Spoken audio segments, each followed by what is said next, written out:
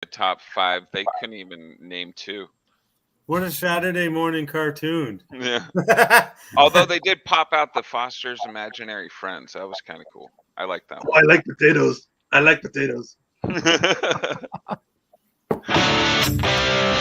Everybody out on the dance floor.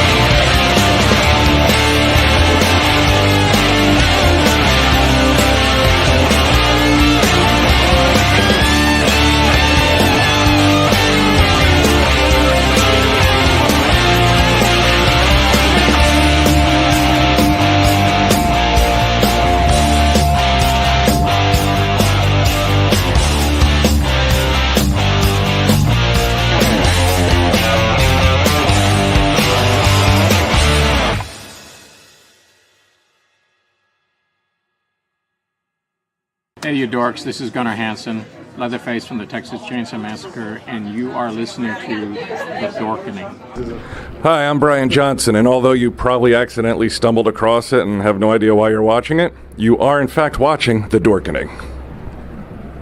Hello, this is Tom Kenny, voice actor, the voice of the Ice King on Adventure Time, and SpongeBob SquarePants. Meow. Oh, Gary the Snail, too. Hey, guess what you're filling your eye holes and ear holes with? The Dorkening! Oh, I love the Dorkening. Very popular in Ooh. And Bikini Bottom. Hi, I'm Lou Ferrigno. You're watching The Dorkening. And you know what? You don't like me when I get angry, so don't get me angry. You better keep watching The Dorkening. Hey guys, this is Felissa Rose, and you're watching The Dorkening. Hey guys, it's Courtney Palm. We're shooting Death House, and you're watching The Dorkening. This is Anthony Michael Hall, and you're watching The Dorkening. Stay tuned. My friend's going to show you what entertainment's all about, baby. The Dorkening.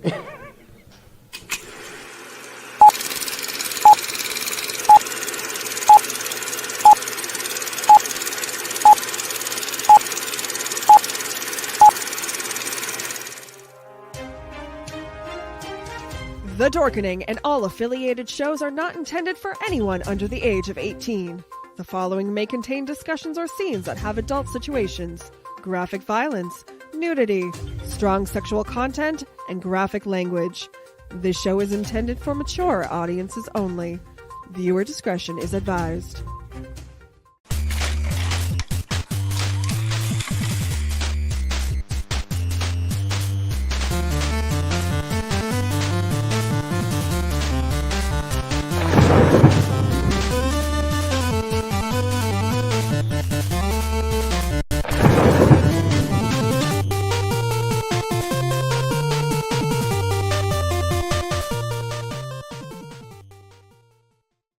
Rise and shine, my sinners.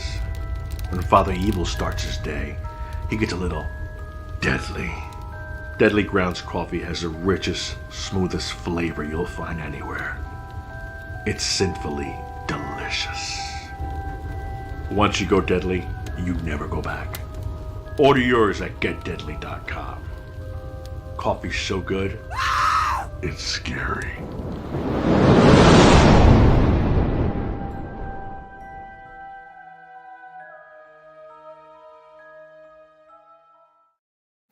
Hey, happy Wednesday, everybody. You're watching The Dorkening. My name's Leo. I'm the monkey behind the keyboard here. We have a kick-ass show for you scheduled today. We're going to be talking about Saturday morning cartoons. And as always, well, not as always, because tonight is a completely new lineup except for RW. Hey, how you guys doing? You think we're going to be talking about cartoons from way back in the day there? I remember some cartoons. Yeah.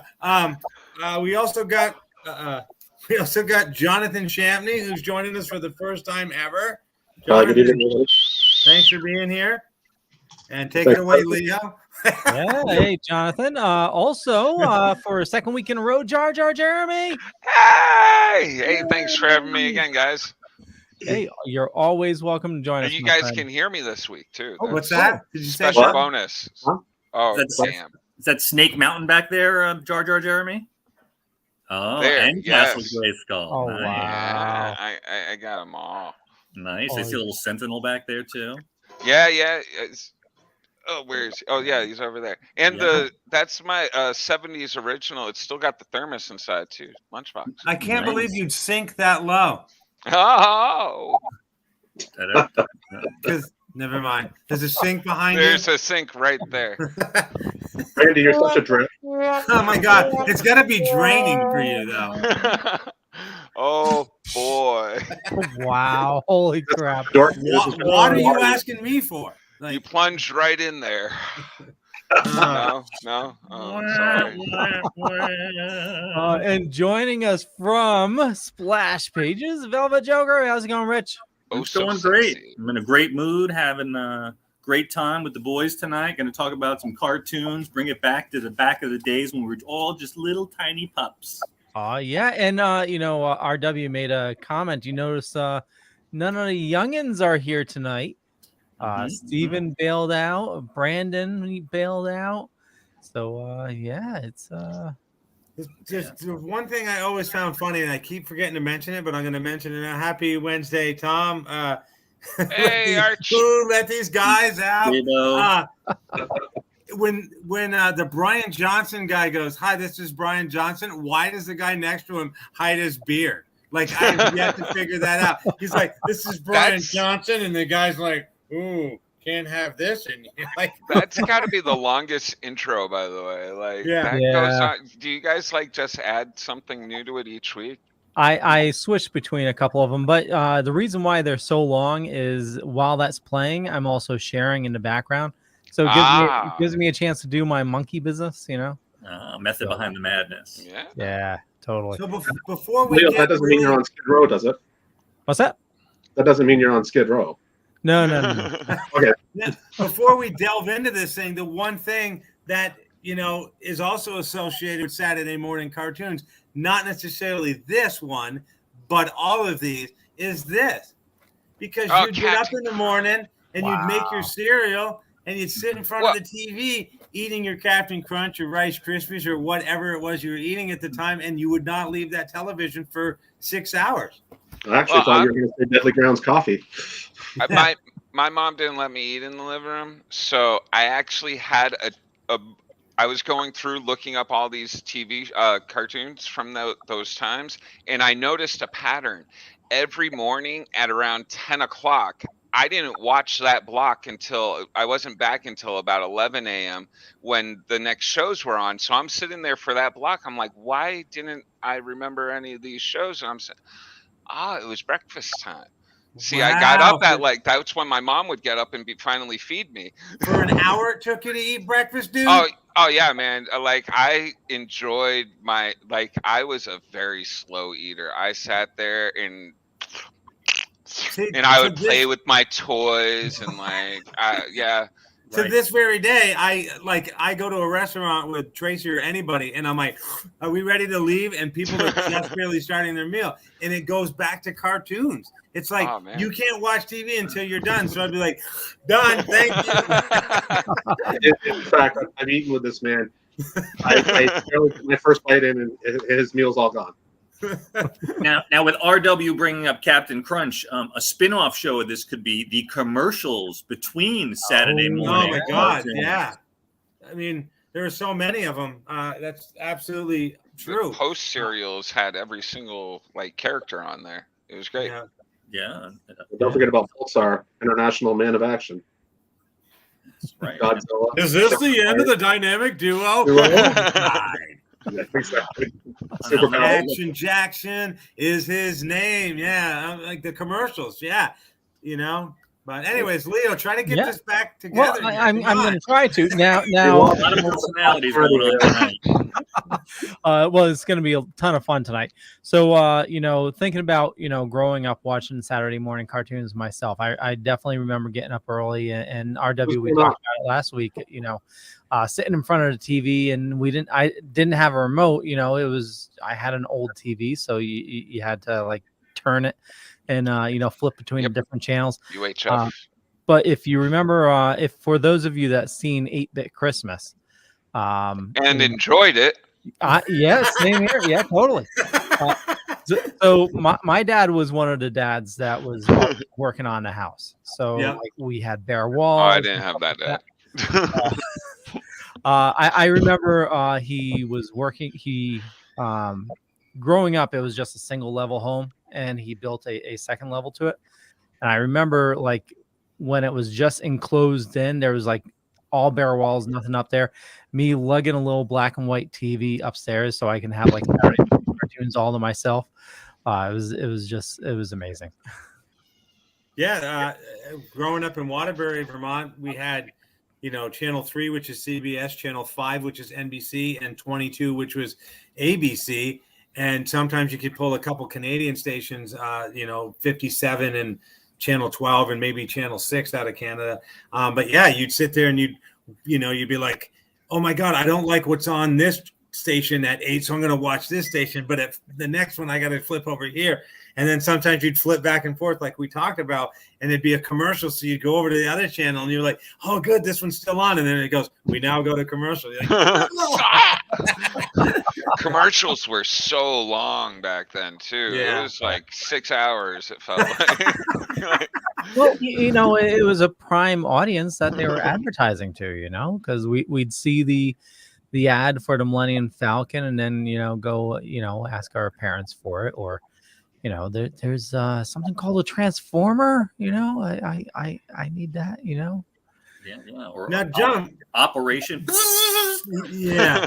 So, John, we talked about this last night. So because John's a wealth of information, when did the whole cartoon Saturday morning thing really, really start? And you had told me this last night. Well, thank you, Randy, for putting me on the fence already. Hold on, your name's Randy? Shut up. That's what you got out of that? I don't subscribe to the RW thing. So forgive me. I zeroed right on that too. I was like, oh, Randy. Yeah, I never knew what the RW was for. I never cared to ask either. So John's known me for 30 years, and he's not one of the people who's ever called me RW. So it's funny being in a room sometimes because people are like, Randy, come here. I'm like, yeah, hold on. And then they're like, Randy, and then like hey, RW. Who the heck? Yeah, so it's confusing. Yeah, I'm Randy, but RW is just my stage name. Go ahead, John. Oh, I actually, hold on. Let me see if I can play this. Oh no. Uh-oh. It's me going, do I make you Randy? Yeah. Do I? Why the hell isn't this not playing? Hold on. Yeah, the RW button. Do I make you horny, baby? Drum roll, please. Better be good, Leo. All right. Well, so sorry, Jonathan. Go ahead. I just want. Are we good? Yeah, go ahead. All right. I just want to make sure. Well, we know Saturday morning began, I think, late 50s, early 60s. But what I was telling Randy last night was that the executive at CBS, Fred Silverman, he wanted to find a way to knock the Beatles out of the top spot for Saturday morning, because at that point in time, Saturday morning cartoons comprised it was pretty much comedy fare, and ironically, the Beatles cartoon was the #1 rated cartoon show, I believe. And Fred Silverman wanted to knock it out of there, as I said.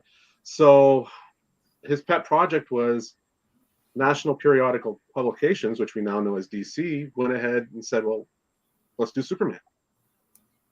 Well, who are we going to get to do Superman?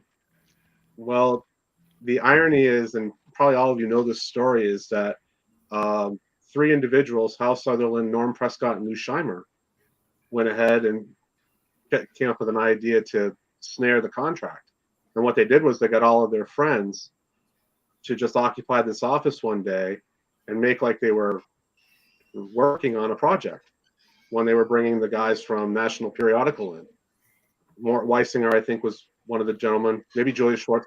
Have to fact check me on that. I might be. I'm always talking about my backside. Trust me.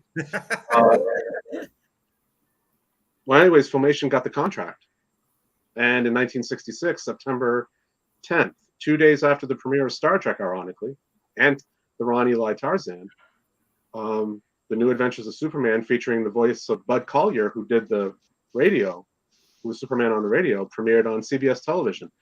And along with that came Space Ghost and Dino Boy.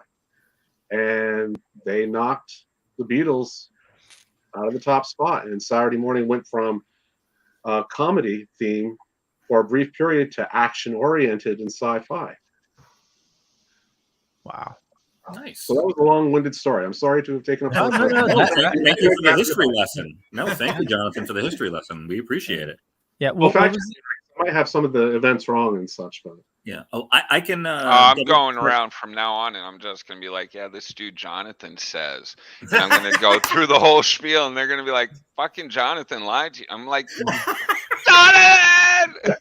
Yeah, Jonathan, I'm totally fact check. I'm totally going to fact check Julia Schwartz thing. I'm going to talk to Paul Kupperberg, and I'm going to see if he can fact check. Oh yeah, Paul. Call up Paul. Yeah, we had Paul on a couple months back. Yes, we did. Yeah, and we also had Doug Doom Rice, Patrol. who was it Doug Rice that worked on Smurfs? Yes. Pinky and the Brain. Yeah. No. Oh wait, no. It was Philo Barnhart. Philo, yes. Philo Barnhart with Barnhart the worked Smurfs. on Smurfs, yeah. Yeah. So Jonathan, before the show, you were talking about the Smurfs was when Saturday morning cartoons jumped a shark. my opinion, That's John's opinion. in my opinion, which doesn't reflect anybody else here on the door. La la la la la. It was just a different market. It was like a different market. Look, I had a like stepsister at the Magic time. Whistle. I had a stepsister at the time. She loved the Smurfs. Oh, yeah. So how could we go from this in 1976 to those blue little things in 1981? I never understood that. Well, the early. I will say though, some of the best. You gotta remember, there's Filmation at the time. There was also kids watching cartoons at the time too, John. That's true. There was, the early '80s. That's when I that was my prime of watching Saturday morning cartoons. I'm born middle '70s, and '80s was my prime, and just the cartoons were really cheesy back then. They were cheesy but great. Oh, and yeah. There was plentiful. There were so many. I mean, you had there was a Donkey Kong cartoon. Pac-Man. Happy Days had one. Saturday Supercade. Yeah. Rubik's Cube. Yeah. Turbo Teen. Oh my God. Fun fact. Who did the voice of Rubik's Cube? Come on. I don't know. Oh, I just looked this up too. What the hell? Do it before he looks it up. Do it before say it before he looks it up. Oh, thank you, Mr. Carter. Oh God, no shit. Ron Patley, however you say his name. Yeah. Ron Patley. Mr. Carter. Yeah, and there was even a Welcome Back Kotter cartoon later on or whatever. I'm looking for that treasury. I mean, there's and Happy Days. Cartoon. Happy Days. I mean, come on. Yeah. Yeah. Jackson 5 had a cartoon. Yeah. It's like Harlem Globetrotters. Yeah. Yes. That was a good cartoon. Yeah. And it was. And like I said, you had Hanna-Barbera, who was probably the big dog, but you had Filmation, who, in my opinion, put out some of the best stuff. And then Schumer, or whatever. Lou Scheimer. Yeah, they put out, like Thundar the Barbarian and all that stuff. So there was a lot of people competing for the cartoon market. And then the Snorks, which was the Smurfs. I love the Snorks too. Swim along with the Snorks. That's on my top 5. Oh my God, Jeremy. Bump this guy out of here. I knew it. Nothing wrong with the Snorks. Oh, and not only was it Saturday. Oh, nice. Know what that one's nice. about. Now, not only was it Saturday morning cartoons. Oh, Starcade. nice. Oh my God. That was good I stuff. got another fun Pac-Man. fact. Baby Pack. What were you gonna do? What about RW? You probably watched this one. Vern. Hey Vern. What's his name? Jim Varney. Ernest P. Worrell. Yeah. Ernest. His show there. Sorry, I was dropping that was actually one. That was probably the 90s, I think, or the late 80s. Was that the 90s? It might have been, but I probably. So I was born in 65, so I was watching cartoons 75 to like 85, and then I grew up. Or no, I didn't grow up. I lied. I'm sorry. So yeah, you were watching that. Hold on, episode's on right now. Give me a second. Not only were there Saturday morning cartoons, but you had stuff by Sid and Marty Krofft, like H&R Puffin stuff, and Land of the Lost, and Sigmund and the Sea Monsters. And then later on in the 70s, you had the Hudson Brothers Razzle Dazzle show, which Murray Langston, who we had on the show a couple weeks ago, was on. So Jason Starkman. Yep. Yeah, Jason the Starkman. Exactly. So it was, during that 70s, 80 period, you didn't just have cartoons, you had live action stuff, which was pretty cool. Arc 2. And Turbo Teen definitely was awesome. Was Jason the Star Command after school, or was that a Saturday morning thing? It was originally part of Tarzan and the Super 7. Okay. They did it as a series of, I think, 15-minute shorts. I have to fact check on that. James Doohan was originally was part of a great cartoon. The Super 7, that was awesome. Yeah, Web Woman, Super Stretch Micro Woman, Tarzan, New Adventures of Batman with Adam West and Burt Ward and Batmite. Jason Starkman. I'm trying to think of what else was a part. What was the other one? What was the other one that was like Jason the Star Command but wasn't Jason the Star Command? No, you're talking about this one. Space Academy. Right, Space Academy. Yeah. Right. With Jonathan Harris as Gampu. Yeah. And I remember early on in the 60s, they had the Superman Aquaman hour. That was a pretty good one, too, where we had Aquaman on the Seahorse. Yeah. Aqualad. They did the DC superheroes. I think it was like the first version of the Teen Titans. Mm-hmm. I could be wrong. Well, you had Super Friends, right? Yeah, I was just going to say, of all the superhero ones, I always loved hearing, meanwhile, back at the Hall of Justice. And like one time, I swear to God, I'm not even making this up, I was watching an episode of Super Friends, and the announcer guy goes, meanwhile, in Metropolis, Superman uses his X-ray vision to check out an air conditioning unit. And freaking seriously, Superman goes, he's flying, really badly. And then he goes, I must use my X-ray vision to check out this air conditioning unit. And I'm like, are you even serious right now? Like the announcer goes, meanwhile, and then Superman goes, I must use my X-ray. It's like, oh my God. Tell everybody who that announcer was. Well, there was two. Obviously, there was Ted Knight from the Mary Tyler Moore show, and then there was the original guy, whose name escapes me. I thought it was Ted Knight all the way through. No, you have to fact check me on that. I hate that. So I homework on this show. I just want to say one thing: the live action shows on Saturday morning. When those came on, you knew it was either super early or Captain Kangaroo. Yeah, or towards the end of your Saturday morning, cartoon experience. I loved Captain Kangaroo because that guy seemed so miserable. It was like he seemed so just like I this is my life. Fuck a goddamn racist shooting ping pongs at me. Like, there was also Captain Kangaroo. There was also around the same time. Was it 3, 2, 1 Contact? Oh yeah. 3, 2, 1 Contact. It's the secret. Wherever. Wow. What about They did a great Kids episode. Incorporated? Anybody? Yeah. And how about this that was on every Saturday morning? Oh, Schoolhouse Rock. Schoolhouse Rock. I was very formative to my my morality and being to this day. Yeah. I'm just a bill. Sitting Yeah. here I'm upon gonna back it up Capitol just a Hill. little bit. 3, What do 2, you 1. got there? My first introduction was the Oh, episode nice. they did on Need for Guys in 1979. Who did? 3, 2, 1 Contact. Oh, nice. Oh, Yeah, they did a episode. Our segment dedicated to what went into putting a Kiss show together. Circa No kidding. circa 1979. Yeah. Nice. It's pretty dope. And what's weird is I'm the only one who remembers this because like I said, I was in Vermont, so Canada wasn't so far away. But they were on Channel 6, and I think it might have actually been Sundays, but there was a program called Hobbledehoy. And if you Google this, you can't find hardly anything about this show. But they were early people who would introduce stuff like music videos and stuff. I couldn't see what that said, but whatever. Kids Incorporated is Tom's favorite. Yeah. Yeah. So my era was mainly the 80s, but I want to hear, which era was your favorite for everybody here. Let's Velvet.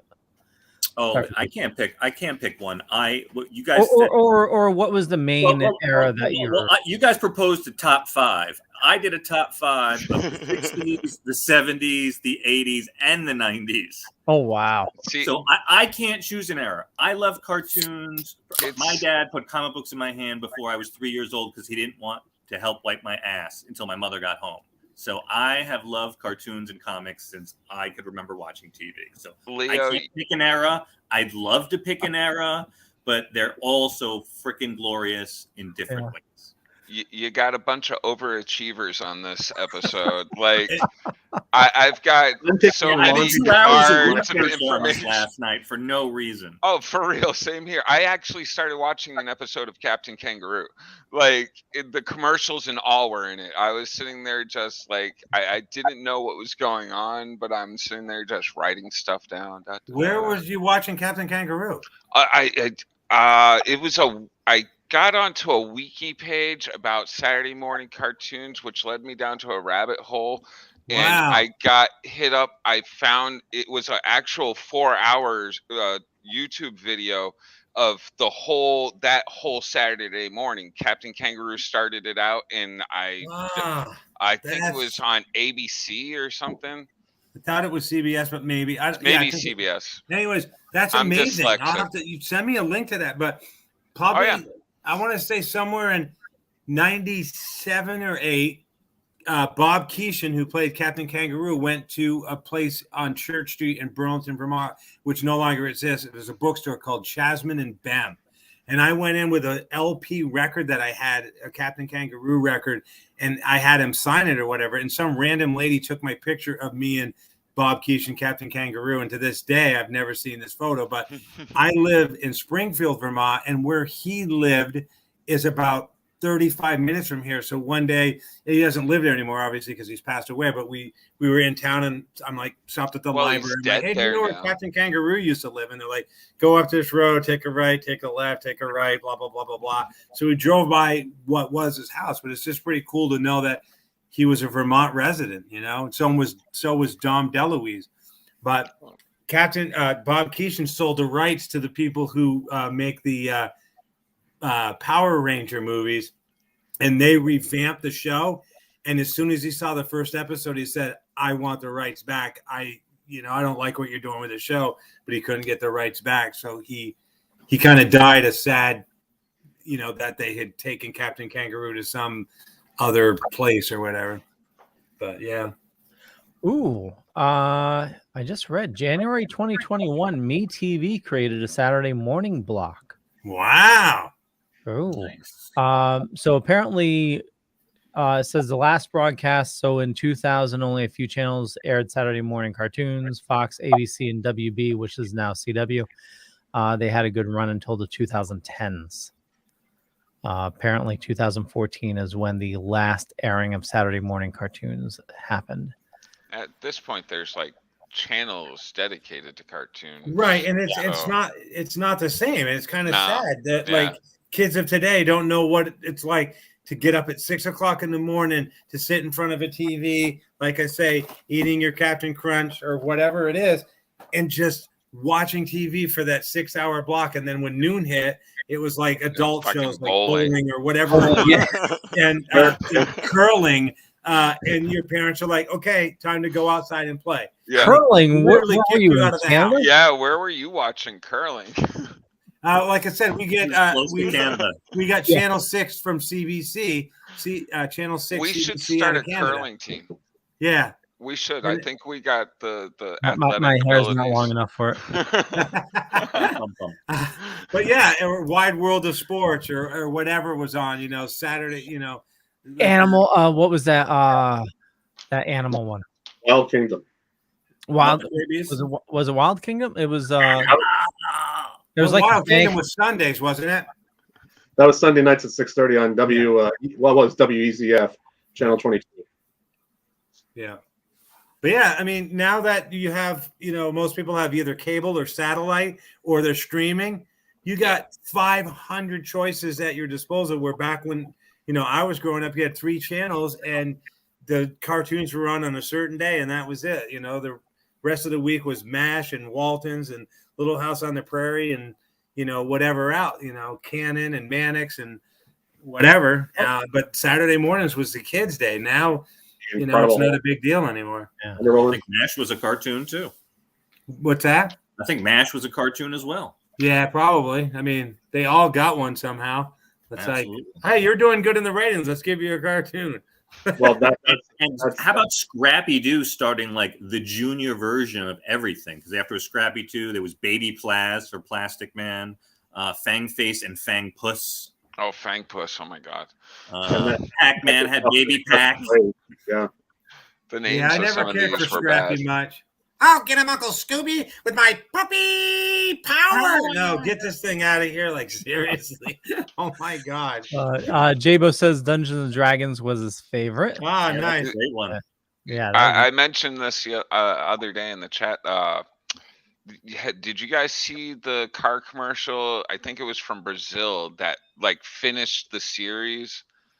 Yep. I get a tear in the eye every time I watch that. It's Finished what series, Jeremy? I'm sorry, I missed that. Dungeons and Dragons. Oh, wow. I didn't know that. Yeah, it's a live action one too, and it makes me cry for a movie or something because it's so good. So good. It came out, 2-3 years ago, I think, is when they. Yeah, 2019, I believe.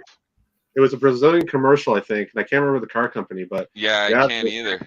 They escape in it, and I was like, "This was really well done. Nice way to finish." Wow. They started off with this like dragon scene. It was just amazing. Jeremy, Leo's looking for it right now, but he probably can't play it due to copyright infringement. Oh yeah, probably. Well, they're from Brazil. They're not watching. It's on YouTube. Yeah, Jabo. Yeah, way to keep up there, Jabo. Really. That's probably Leo's fault. I know how the comments work, man. Sometimes you comment an hour later, it comes up, and you're like, I know. I do that sometimes when I'm tuning in when I'm not on, and I'm like, dude, I said that fucking 20 minutes ago. Jeez, can we get a different monkey behind the keyboard? Well, that's why I get demoted all the time. So I mean, Saturday morning cartoons was obviously very important to all of us, and a lot of people our age. So I know we mentioned a lot of cartoons, but definitely what are some more of your favorites? I know Jar Jar, you created quite a list. Well, everybody here has a list. Velvet, did you want to kick it off? You want to start breaking down our lists? Well, it doesn't have to be, your list. I know a lot of you have more than 5, but yeah, we can just. I got quite a bit, so I might as well start breaking it down. Yeah, totally. By year?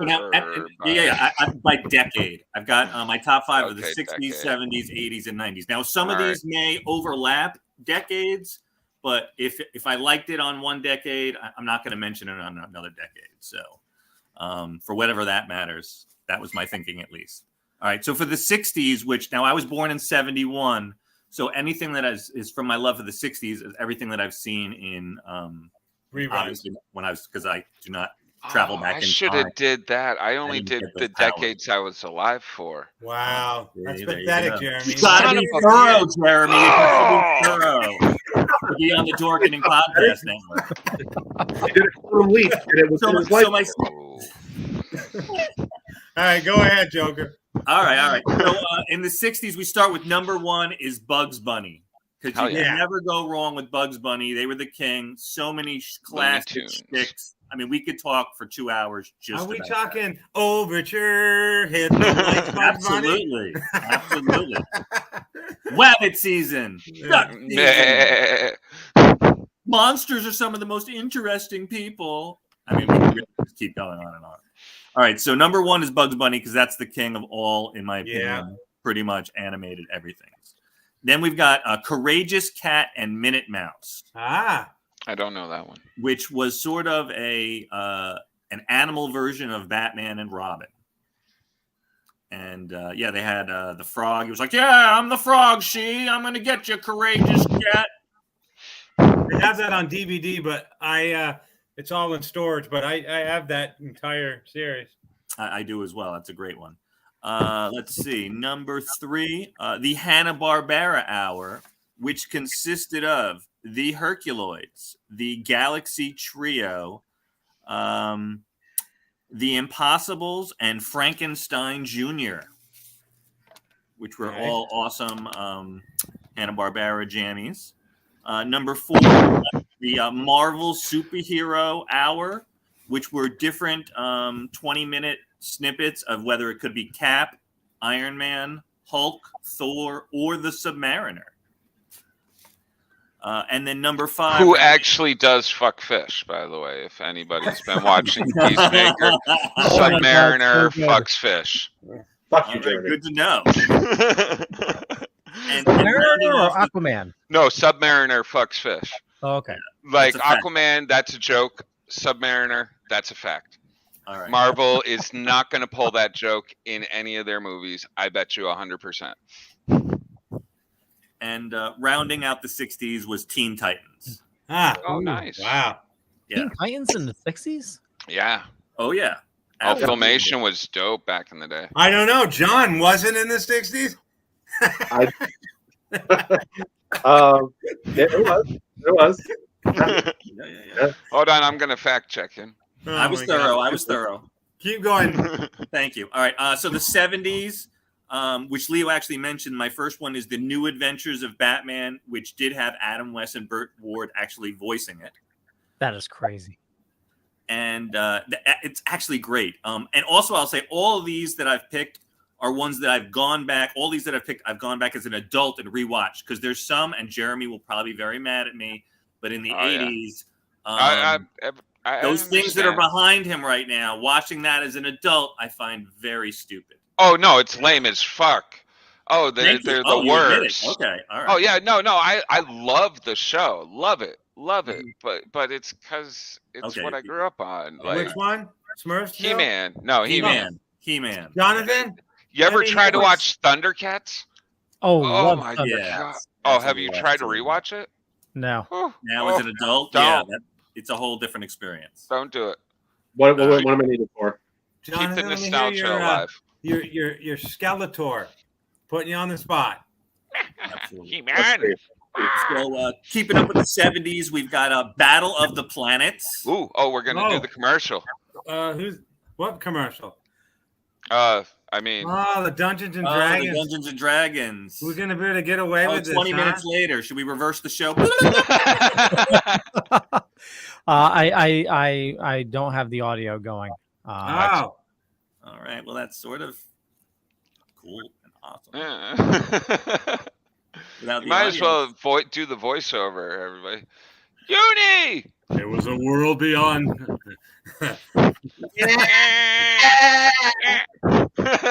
Everybody does a uni. Look That's at my great. hair. Look at my hair. I'm very pensive. Eric! Look out. Look out. Run! He's great. coming! Mr. They did a Science great Theater. job. I'm disorientated. Oh, here comes our ride. Get in, children. It's time to go home. Oh, I'm that was your pretty Uber good. driver. Where do you I've want to only go? watched this a few times. Thank God it's got special traction.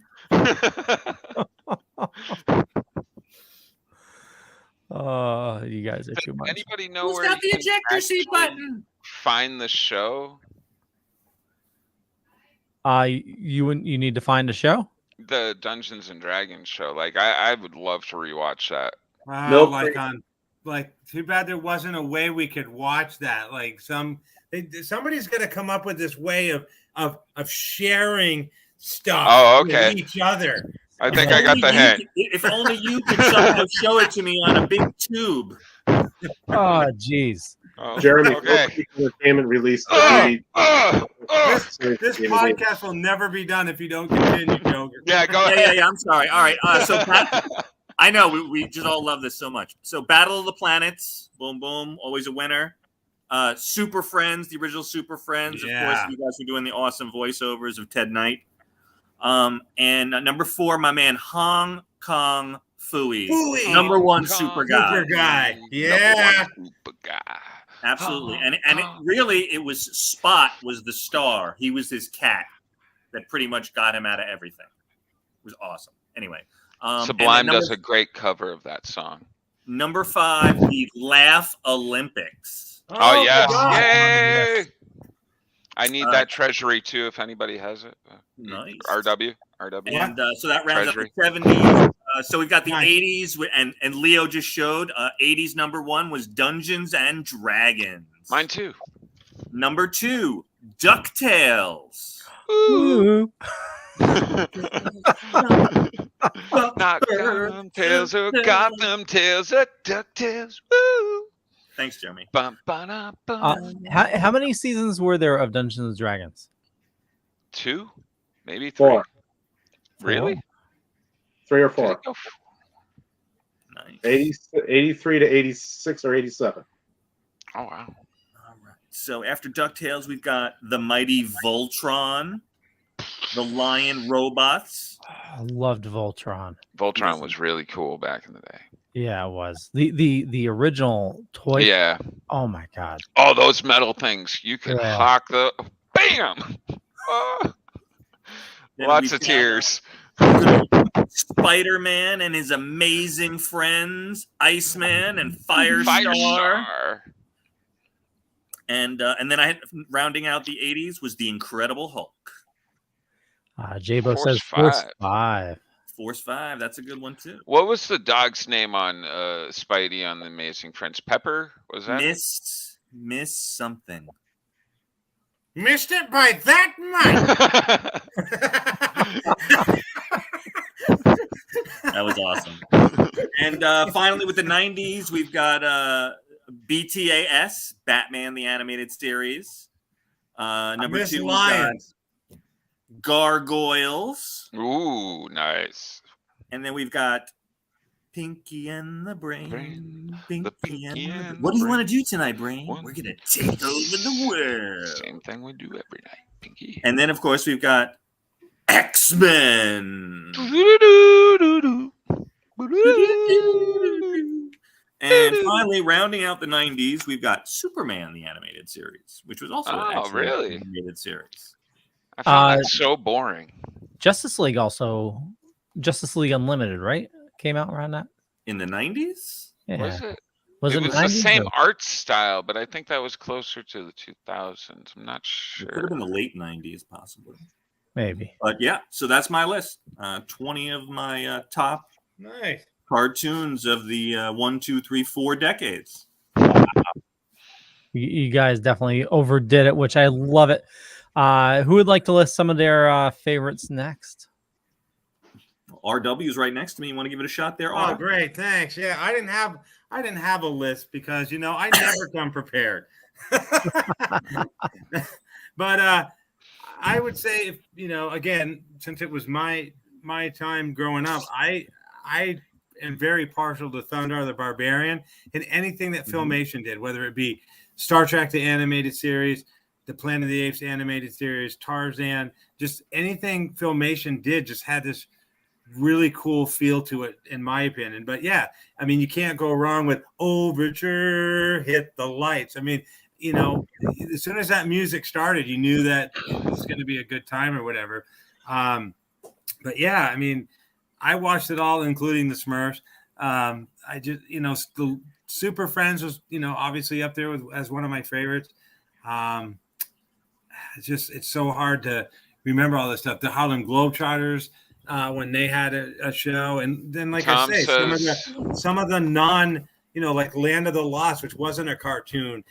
We're talking Saturday morning cartoons, but you know, HR Puffin stuff, and you know, this kind of stuff was in there too. And we've already talked about some of the other stuff like Jason of Star Command and Arc 2 and stuff. And just for me, you know, it was the getting up at 6 o'clock in the morning where you could spend the whole day sleeping in bed. If, you know, it's a weekend, you don't have to go to school, but you wanted to get up and watch, you know, TV for 6 hours or whatever. So, you know, I liked it all. And, you know, it's kind of made me, again, who I am today because of, you know, the actor and stuff. And I just fed on all that stuff that I watched and absorbed it. And like I say, I was reading comic books back then too, and Starlog magazine and Dynamite magazine and Bananas magazine and just all that stuff. And John and I talk about this all the time, but I think the people who didn't really grow up when this, you know, like if you were born in the 70s, you kind of missed the 70s. But if you were born before the 70s and got to grow up in it, I mean, you Google anything, you know, toys or trading cards or magazines of the 70s, and it's just like all this stuff was there, you know, Mad Magazine and Starlog and trading cards like Grease trading cards and Happy Days and Jaws and, you know, King Kong and Superman and all these trading cards. And then like overnight, like MTV, you turned on MTV and where are the music videos? You know, you turn on the TV and there's like, where are the Saturday morning cartoons? And you go to the store and it's like, where are the trading cards? Where are these magazines? It was like everything just kind of like shifted and it's all gone, you know? So people tell me, dude, you got to get out of the 70s, you know, because I'm kind of stuck there. But I think they had the best of everything. I really do. I think they had some of the best shows, the best, you know, memorabilia stuff. And now you go to buy that thing that you bought as a kid for $2 on eBay and it's $300. And you're like, oh my God, are you kidding me? This is $1.88 when I was a kid. And you want $300 for it and it's missing a shoe. Like, are you kidding me right now? Like, seriously.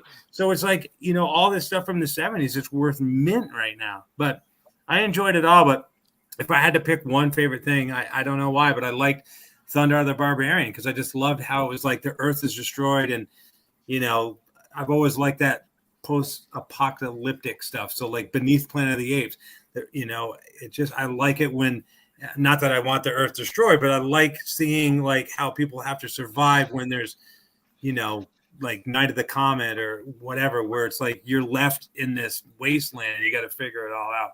Yeah, you got Ariel and Ookla helping yeah. out. Yeah, or Chewbacca, depending on. But yeah, Ookla the Mock. I actually picked up those Funkos because I think they're probably going to be hard to get. Cartoon Dungeons and Dragons, a full series is here. Wow. Oh, you're going to make everybody here cry. Yeah. And if that doesn't work, I'm working on one right now. He's working on something. Working on, yeah, Jar Jar. We'll discuss afterwards. So if there's an old show or an old cartoon you want to see, just you know, say I really like to see this. And I shouldn't say it out loud on the show anymore, though. I'm guessing. I should nudge and budge on the side chat and be like, "Hey, nudge, wink, yeah." You know, I was on a kick of trying to find all the original Looney Tunes cartoons, and I was able to find all of them except like I think like 5 or 10 going back to what is it, like the 20s they started or 30s or crazy. But yeah, we can chat about that afterwards. There's a great book that I inherited from this friend of mine whose name is John. No relation to this John that's right here, really. But it's a good book if you can find it somewhere. Saturday nice. Morning Fever. Growing up. Growing up with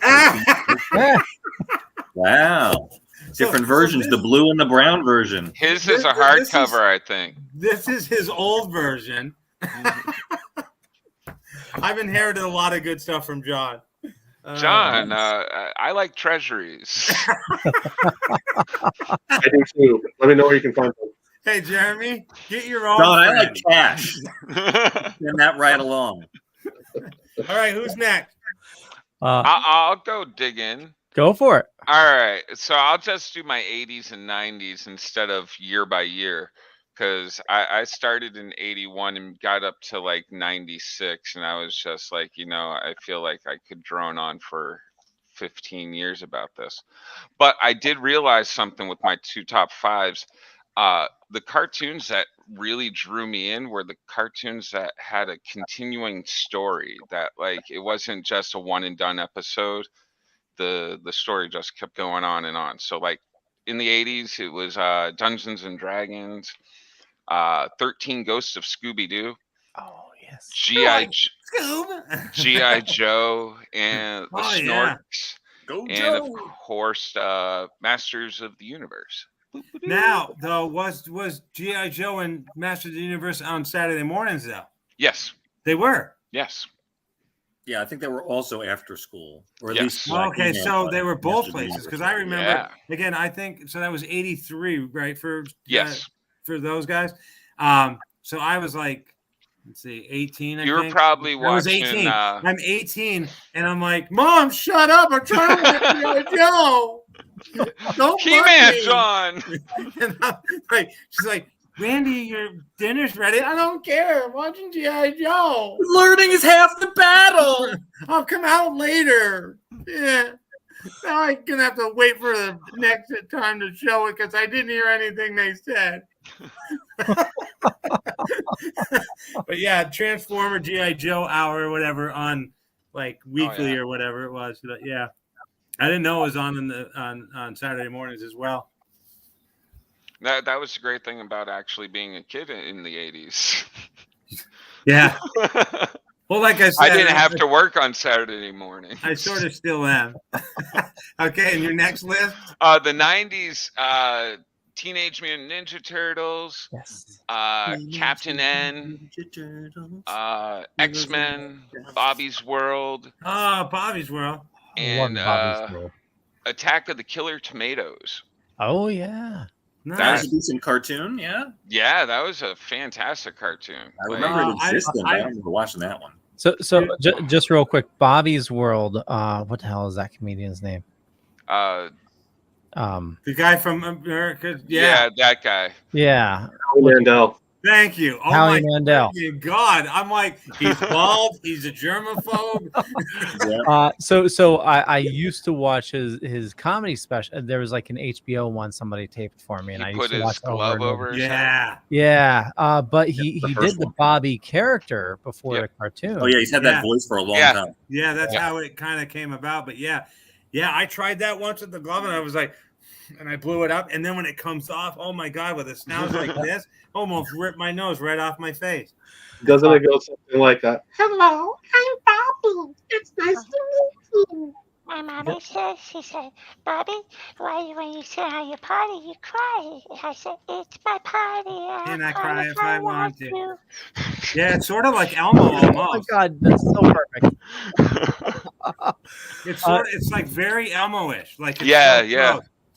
And not to go off thing here, but a lot of voice actors will say, if you can do this voice, you take it down just a little bit, and then it becomes this person. And if you go up higher with it, and it's like every voice actually isn't too far off from another voice. And Elmo and Bobby were pretty close. Yeah. And bringing up Bobby, that reminds me. Also, Louis Anderson had a Saturday morning. Yeah, he did. Yeah.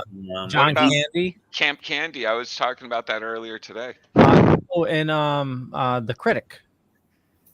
Oh yeah. I don't think that was a Saturday morning thing though. No, that was Comedy Central, right? Was it Comedy Central or Fox started doing cartoons also? Was it Fox? But Jay somehow Sherman, right? It was an evening thing on like Channel 9 or Channel 11 or something. Yeah, but there's a whole time where like there It was stinks. comedian. Yeah. John Lovitz did the voice. That's John right. Lovitz, yeah. So yeah, Jar Jar, why don't you continue? Oh, I think that was all my. I just had the 2-5 list. Unless you want to go year by year. Why don't we let Jonathan go, and then I'll list some of mine, and then we can right. just maybe go over some that we might have missed. Okay. If you want to go ahead, Leo, you can. I'm still trying to think of my top 5. I didn't bring a list either. Yeah. I mean, I didn't.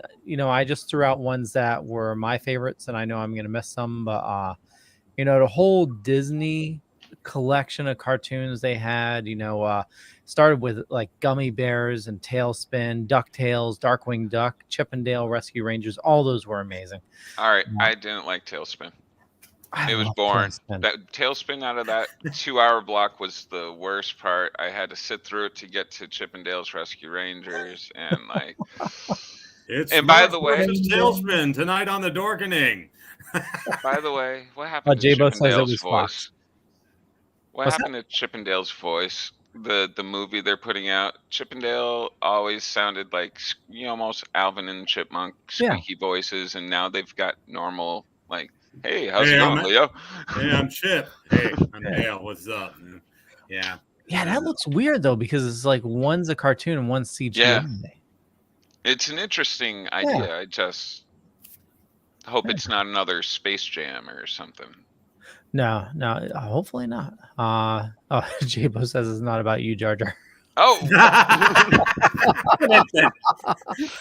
And the show has gone off the rails. The show always goes off the rails, J-Bo. Yeah. He said it was Fox. Yeah. So yeah, I mean, other than Disney, I mean, I've always loved Bugs Bunny, but one that hasn't been mentioned was, and two very similar ones. I mean, Garfield and Heathcliff. Oh, yeah. Popeye, the poor man's Garfield. Yep, Heckle and Jekyll. Oh yeah. Oh yeah, Heckle and Jekyll with Mighty Mouse. Right. And Underdog. Oh, Underdog, absolutely. Yeah, Underdog was with Bullwinkle though, right? Yes, that's true. I mean, Flintstones. We mentioned Super Friends, X-Men, Fantastic Four, Herculoids, Real Ghostbusters. And what about the other Ghostbusters, the fake ones? Yeah, they were good. They cranked up their car with the ape. Had monkey. Yeah. Please go. Boris Tucker. The Littles. I didn't watch. No Littles for you guys. Like the first government espionage cartoon for me. Yes. I didn't like the government was always after them and stuff. Inch High, Private Eye. Oh yeah, Inspector Gadget. Oh. Johnny Quest. We forgot to mention that one. Wow, yeah. Dun, dun, dun, dun, dun, dun. Yeah. Who's the blind guy? The Flintstones, the Jetsons. Right. Oh, yeah. Jetsons. Yeah. I just said the Flintstones. Did you? I'm sorry. Well, get angry. Yabba dabba doobie, Jeremy. Yeah. Last one I had on my list was Thundercats, and a big shout out to Larry Kenny. Growing up, I loved voice actor Larry. His voice is butter. Like, oh yeah. I remember doing an interview with him, and I was behind the camera for it, and just listening to him talk was like sitting there having Lion-O just in your ear the whole time. I was just like, this is amazing. What are they talking about? I have no idea. Just sounds good. So, there's this book that came out by this author named R.W. Martin. It's called Life Inside My Head. Who's he? I think I've heard of him. One of his chapters, he talks about where do you find that, Randy? What? Where do you find that, Randy? On Amazon. So when I did this book, I wrote, so some of these we've already mentioned, but I'll read this. So Saturday morning shows from the 70s on CBS, Bugs Bunny Roadrunner Hour, Josie and the Pussycats, the Harlem Globetrotters, Scooby-Doo, Where Are You?, the Monkees, Amazing Chan and the Chan Clan, Fat Albert, the Flintstones, Speed Buggy, Archie, Valley of the Dinosaurs, Shazam, live action, The Hudson Brothers Razzle Dazzle Show, ISIS, the other one, not the one that we're scared of. Far Out Space Nuts, the Ghostbusters, Tarzan Lord of the Jungle, Arc 2, Space Academy, and Jason the Star Command. And over on ABC, Motor Mouse, Lancelot Link, Deputy Dog, Barrier Reef, the Bugaloos, Mr. Wizard, Jetson, Soul Train. These are all things that were on Saturday mornings.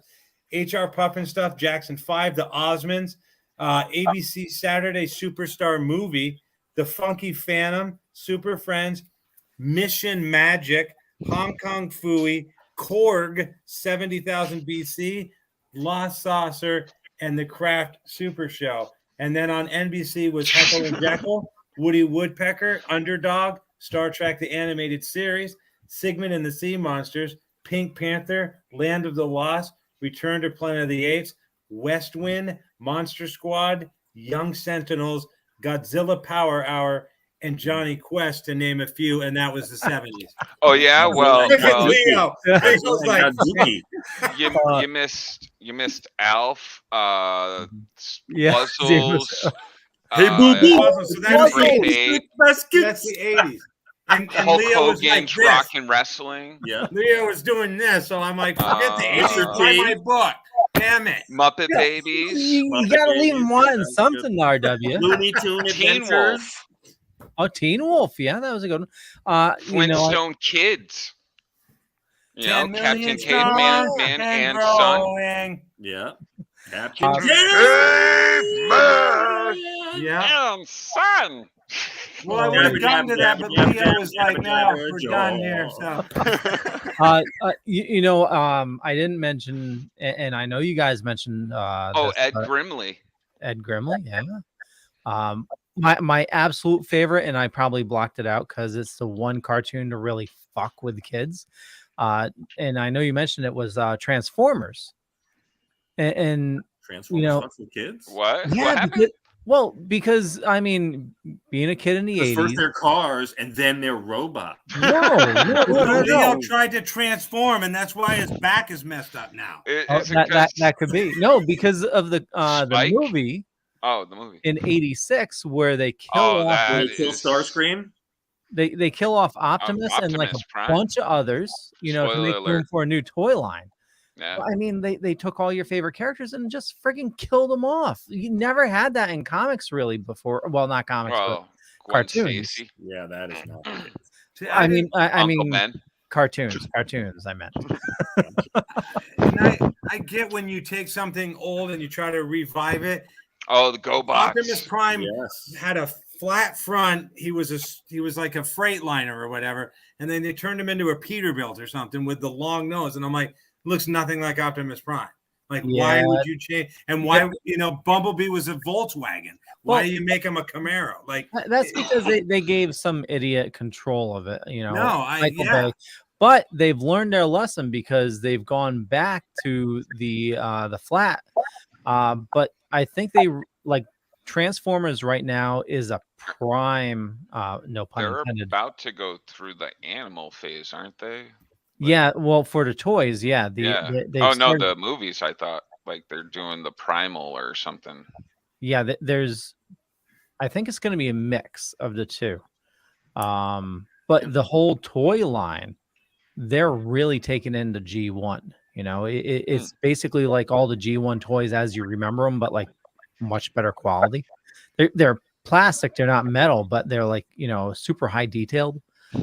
Leo's saying generation.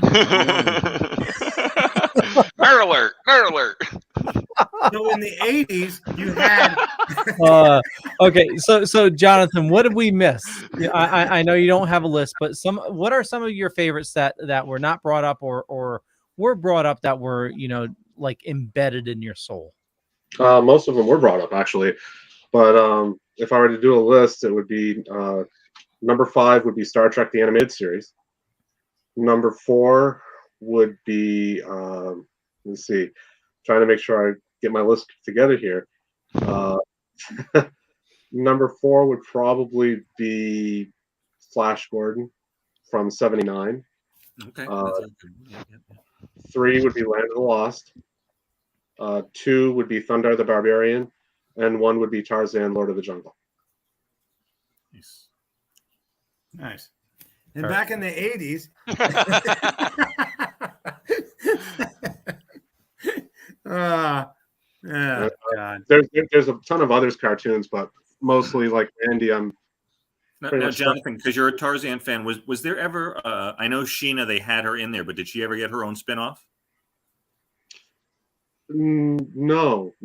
They did do an episode of Tarzan and Jane, and actually, just a quick thing about Tarzan, Lord of the Jungle. It was the closest, I think, until Tarzan: The Epic Adventures, that they came to having Tarzan done correctly, in animated form. Of course, we had that Ron Eli live action series from the 60s, but love that show.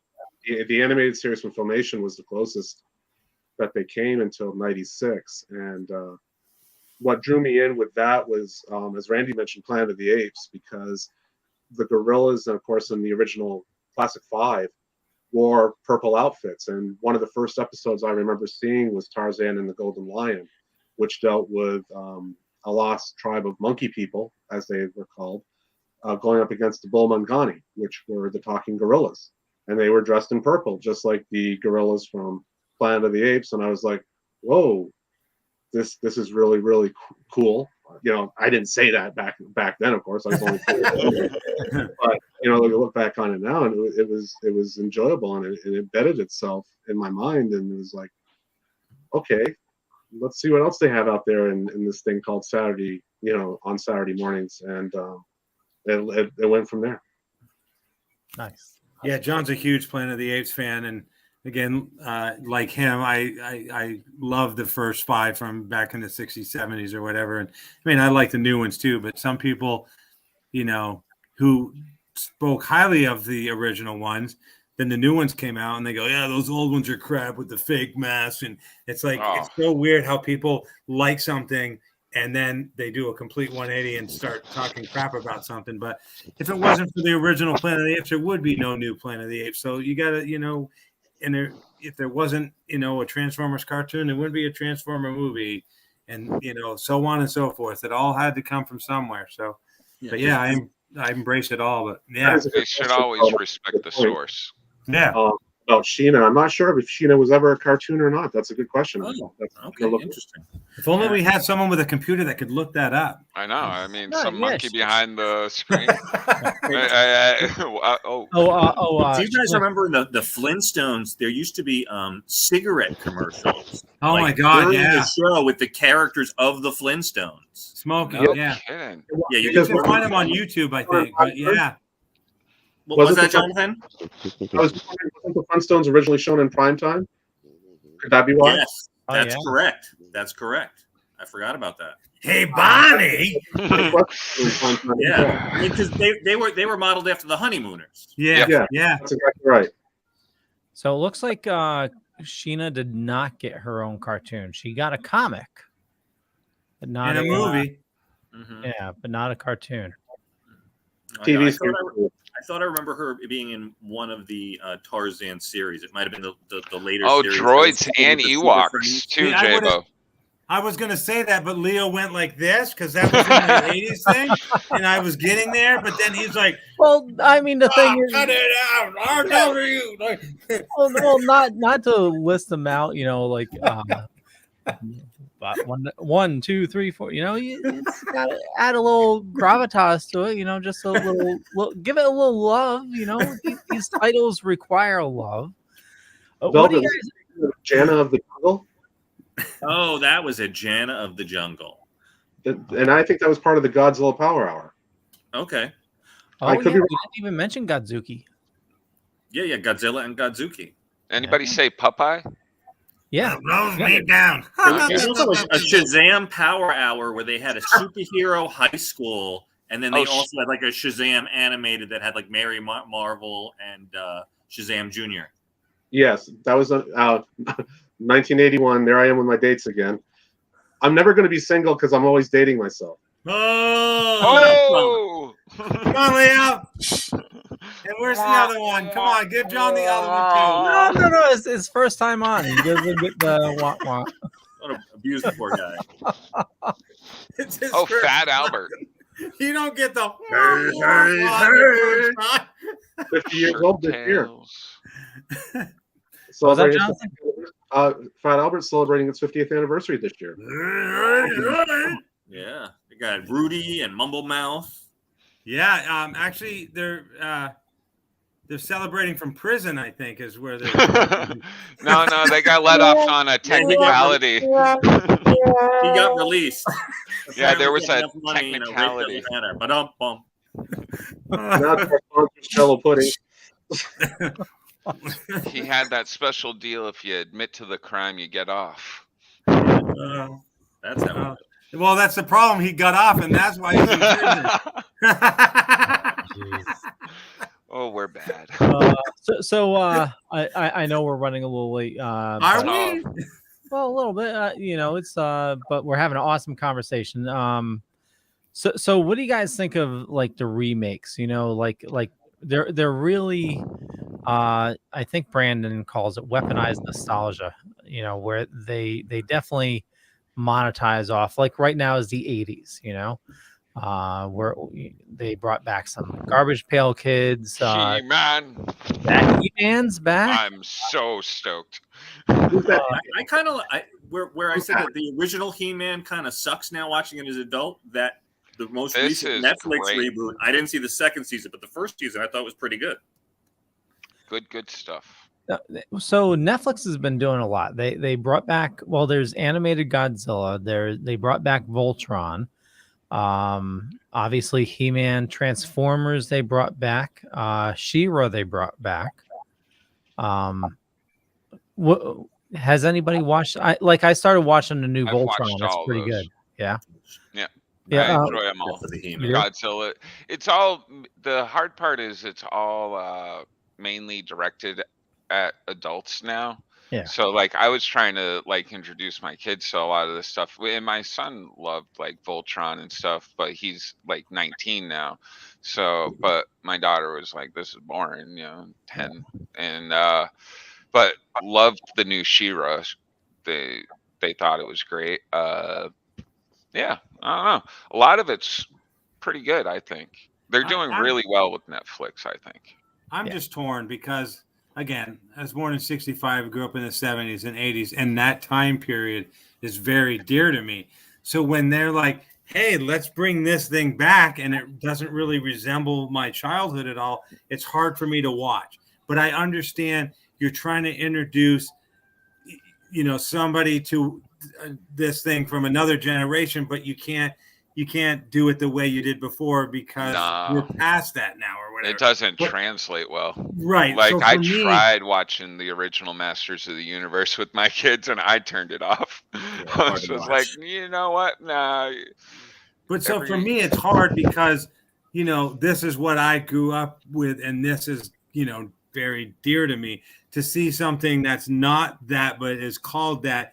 It's very, very hard for me to watch. So I haven't watched really any remakes. And when we have these discussions on the Dorkening, I'm always the one who's like, it's stupid. Like I'm a huge Elvis fan. And I think the trailer for this new Elvis movie is okay, but I can't watch it because, this guy looks nothing like Elvis and maybe he does a fantastic job, but like, I get it. You're trying to update it, make Elvis appeal to these people who might not know who Elvis is and get a whole new generation in. But I don't know. I'm not there, These music movies have been really good. And I know this is way off topic, but like the Elton John one was good. I heard the Queen one was really good. Whoa. I heard the Queen one was good. Yeah. I didn't watch the Elton John one, but you didn't watch the Queen one? Because I watched it with my wife. So what they did at Live Aid for the Queen one was like brought a tear to my eye. Like, they had the actual band there and stuff. And like, shot for shot, like insane. Yeah. Yeah, I went in with low expectations on that movie, and that movie really blew me away. Yeah. And I mean, I don't know. I guess, don't F with my childhood. And that's what it seems like Hollywood is doing, and I get why they're doing it, but I haven't given anything a chance. So I haven't given the new He-Man a chance or any of these new remake things really that much of a chance. So I shoot it down before I give it a chance because I don't want to go there, I guess, because I'm very passionate about what I grew up on, the Highlander series. Yep. Yeah. Are you so stuck that like you won't watch like new superhero movies or nerds? Oh, I cannot. I remember when the first Iron Man movie came out. I think I watched that, and I think I watched the first Captain America movie. But other than that, I cannot watch these Marvel movies. Okay. I like Guardians of the Galaxy, but it's too much. It's like, again, watch Shazam from the 70s or whatever with Jackson Bostwick or whatever, and each one was kind of campy, but it told the story, and it was like, little Jimmy has a problem, and we're going to teach you a lesson or whatever. And the Marvel movies are so. In other words, it's just old fart line. His Linda Carter, his Adam West, that's all right. Yeah, that's exactly it. Hold on, just to give that proper so people can understand what it says. J-Bo says. So in other words, RW is just an old fart. LOL, he doesn't like change. Right. And I don't mind some change, like especially when I go to the store and they're like, "Here's your change." Yeah, okay. And those people that throw it into your coffee.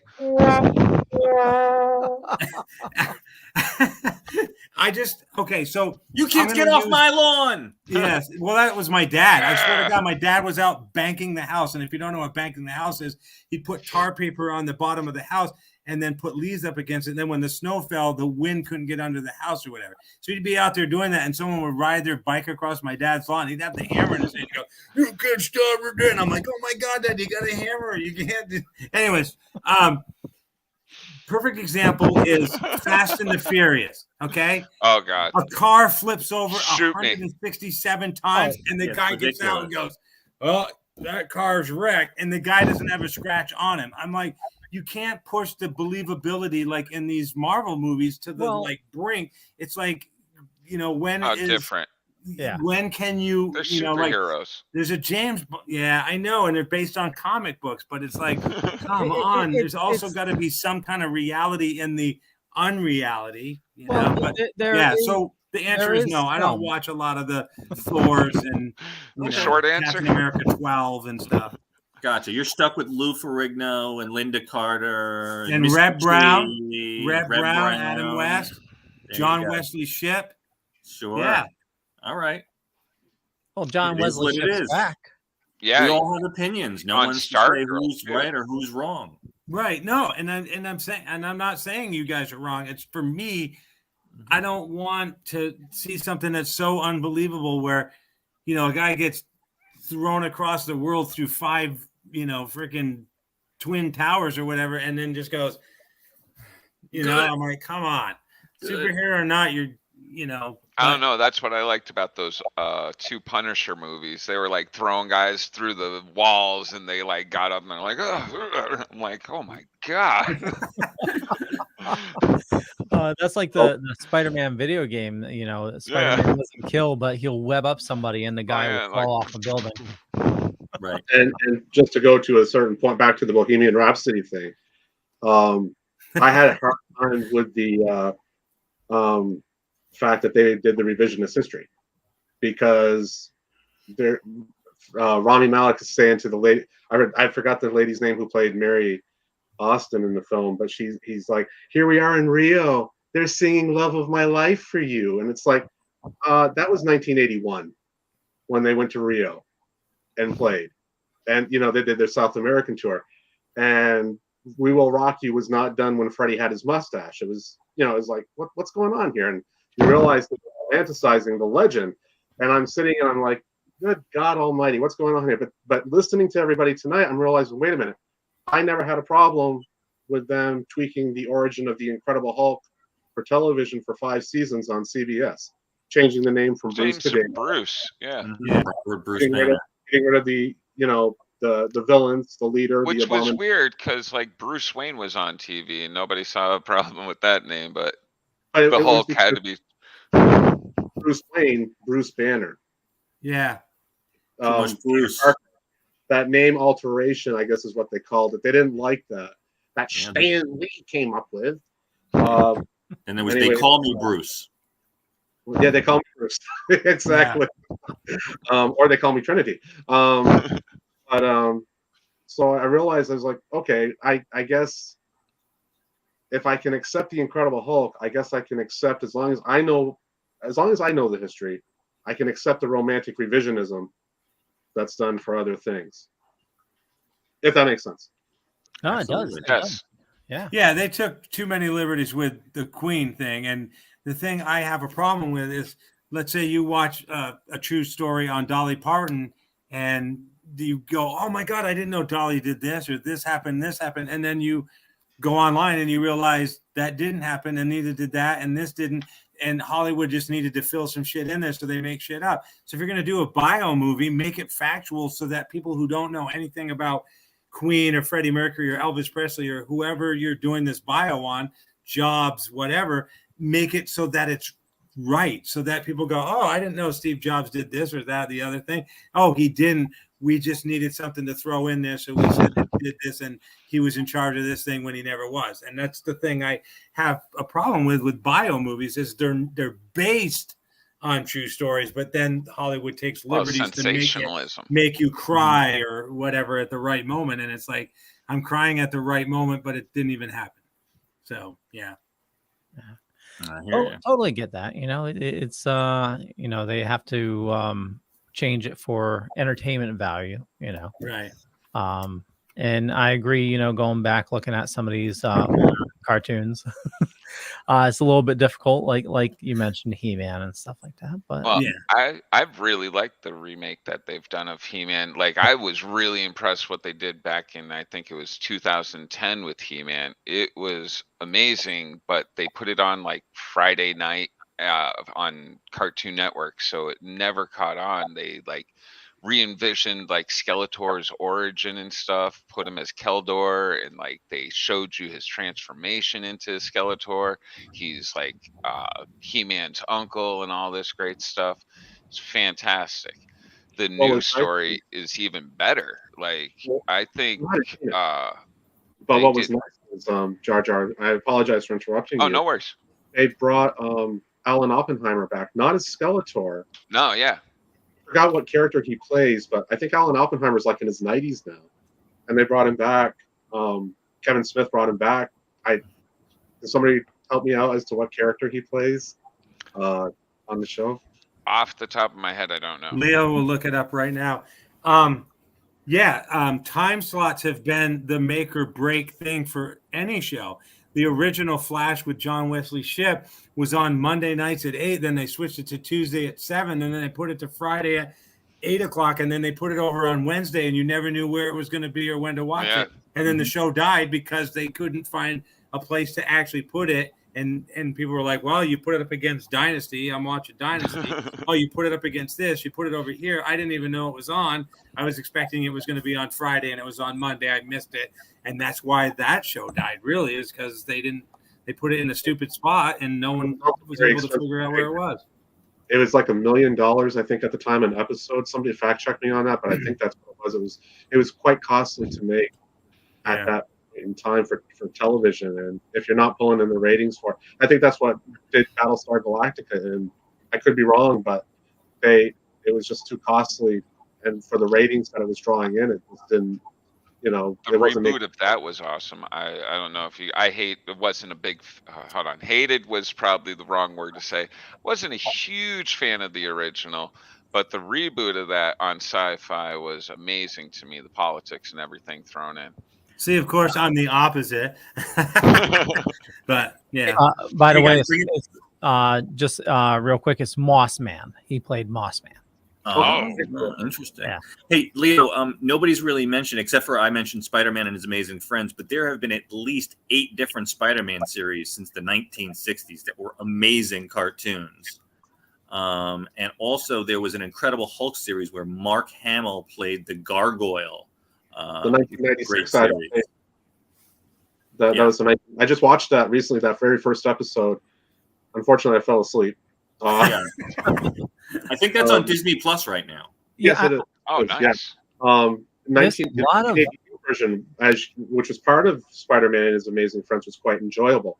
What I found interesting was, if anybody remembers the Incredible Hulk from '82, when he would change to the Hulk, but when he would change, he was fully clothed when he changed back to Bruce Banner, and I was okay. He had some of those unstable molecule outfits, that the Fantastic Four provided to everyone in the Marvel universe. I get it. As Doc, he would say, "Oh, I get it." Exactly. Stan Lee did a intro to that, right? Yes, he did. Yeah. Yeah. This is Stan Lee.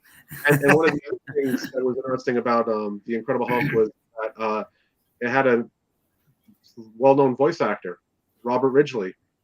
He played General Thaddeus Thunderbolt Ross, but go back further, he was Thundar. Go back further, he was Flash Gordon. And go back even further, he was Tarzan, Lord of the Jungle. Wow. Oh, wow.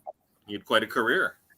He did. Yeah. And he was one of the lawyers in Philadelphia that Tom Hanks, he was part of the firm that Tom Hanks brought to trial in Philadelphia. Okay, from the Philadelphia story. Nice. So he was one of the lawyers in that. Very cool. Jabo says the MTV Spider-Man series was all CGI. You also had Spider-Man on Electric Company. Yeah, good old Spidey. We had Danny Seagren. Today on Electric Company, Spider-Man says, Bubbles. I think Spider-Man was done separate from the Amazing Friends, if I'm not mistaken. Before it became Spider-Man and His Amazing Friends, it was just Spider-Man. Yeah. Check me on. No. Yeah, I remember that as well. Unless it's a what do they call it? The what's that effect where you remember something wrong? Mandela. Mandela effect. Yeah. It's funny because nowadays, voice acting is a huge thing.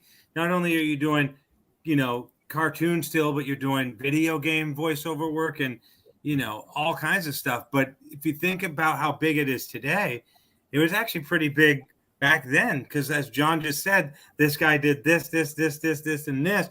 So there were people, back in the day who you're like, hey, that's the voice from, hey, he did. Oh, so like voice acting has been around, well, obviously since the radio days, because before we had TV, you had, you'd listen to the radio and it'd be like, tonight, Dick Tracy, blah, blah, blah. And they'd have like all these voice actors in a radio station with scripts reading like, somebody ringing a fake phone and be like, this is Donna, blah, blah, blah, So like they've been around obviously since the radio days or whatever. But yeah, Mel Blanc, I mean, come on. Like in 1980, when Filmation did the adaptation of The Lone Ranger.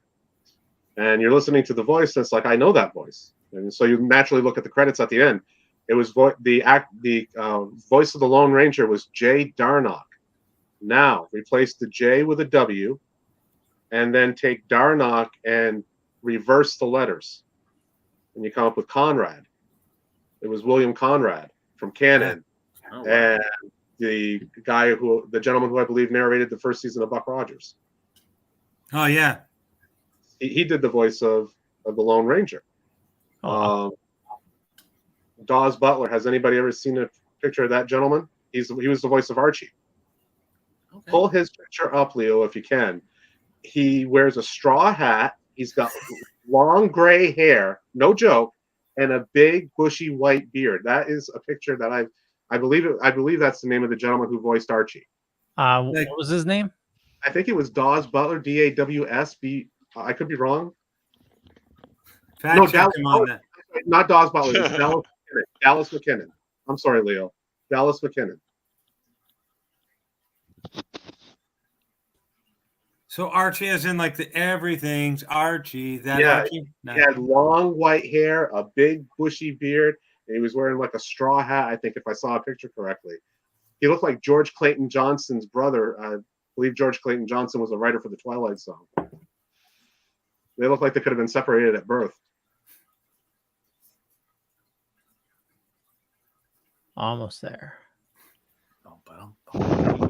That's what she said. And we can't. Oh, nice. Yeah, Looks like that's Uncle the- Jesse. It's Uncle Jesse. Wow, there's a picture of him with Elvis for some reason. That's they funny. got him.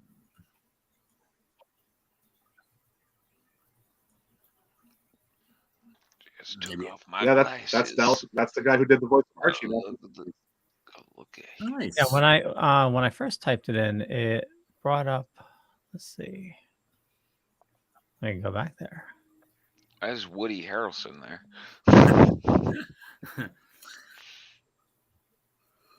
Gilligan's Planet. No. What in tarnation? Oh yeah. Daniel Boone. He was a man. He was a big man. Grizzly Adams. That's a Grizzly Adams right there in the middle. Yeah. No, there's a show. Yeah. There you go. That We'll was- keep you that was- stuck in the 70s, RW. We'll help you out. I don't have my Grizzly Adam, but on page. We could actually do an episode dedicated to some classic pictures and all those Oh my speculation God. documentaries that they did back in the 70s, and Grizzly Adams and Frontier Fremont and Chariots of the RW, Gods. who's your favorite Sasquatch on Bionic Man? There was 2 of them. Which one did you prefer? Are you asking me? Or everybody? Anyone. I like them both. I like Andre the Giant and Ted Cassidy. All right. Anybody have a preference? I actually preferred Ted Cassidy. I thought he was seemed more menacing to me. And you knew that Ted Cassidy did the intro for the Incredible Hulk, right? I did not know that. Look at you, It's Jonathan. Ted You got your voice history down good, my friend. He was also the voice of Godzilla in the 78 animated series. You want something to drink, RW? No, I just every night around this time I start coughing, sneezing for like no apparent Wheezing, reason. stuffy head, and headache. Jabo says and the silence. So yeah, we're definitely winding down. So Yeah. we'll wrap things up here. I want to thank everybody for watching this fine evening. And RW had an awesome idea. Why don't we do the toy commercials? So That wasn't me. It was someone else. I It was don't want to somebody take else? credit for it. Okay. Well, it's a good idea anyway. So we'll think about doing that. But I hope you enjoyed this travel down Saturday morning cartoons.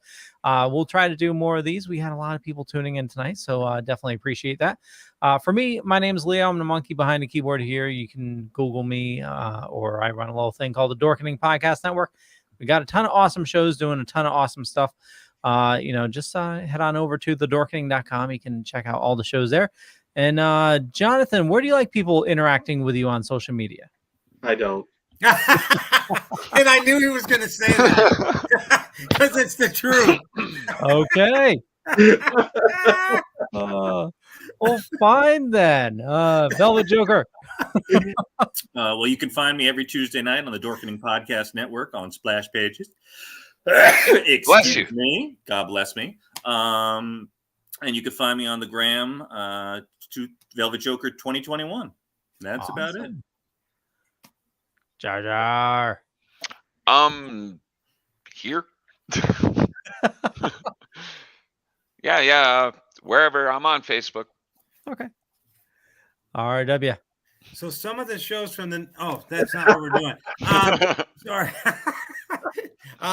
Here's my website. At the bottom of the page is links to all my social media, including Cameo and TikTok and Instagram and Facebook and Twitter. And I'm out of breath. And make sure you go to Amazon.com and buy my book, Life Inside My Head. And then you can find out for yourself the 80s thing that I wasn't allowed to read tonight. Damn it.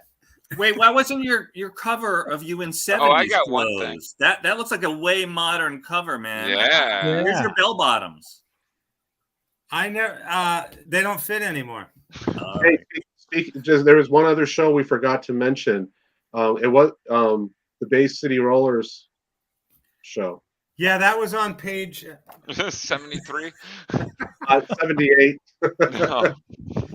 Page 78. I have one thing to plug, Leo, if I can. Yeah. On Facebook, I do help run a buy-sell trade page for comic book toys and everything geek. It's called Comic Book Lovers Buy-Sell Trade and Auction. It's a trusted page. We've got over 20,000 members. It's not as good as eBay, but you don't have to pay as much of the fees. So That's awesome. You do there's like live streams on that one, right? We do all sorts of things. You can do live auctions. You can do just regular post auctions on the page. You can do just buy it nail sales. It's yeah. Wow. Yeah, I visited it. It's pretty dangerous. It is. It is money. Yeah, I know. Yeah, I don't buy anything anymore.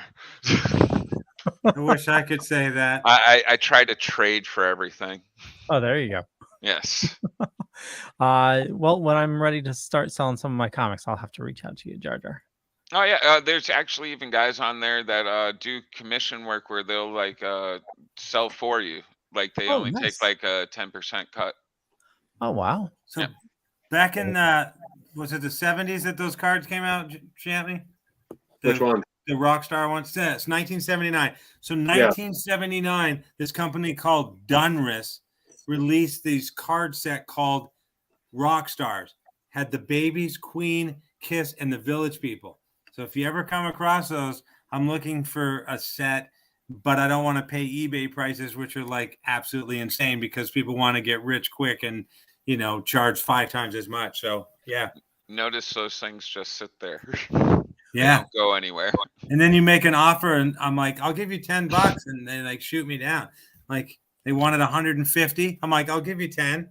I've been working on this lady on eBay for a Flintstones Christmas treasury for about 5 months now. Wow. I have 2 of those. Hey, RW! Randy! On that note, have a good night. Good night. See ya.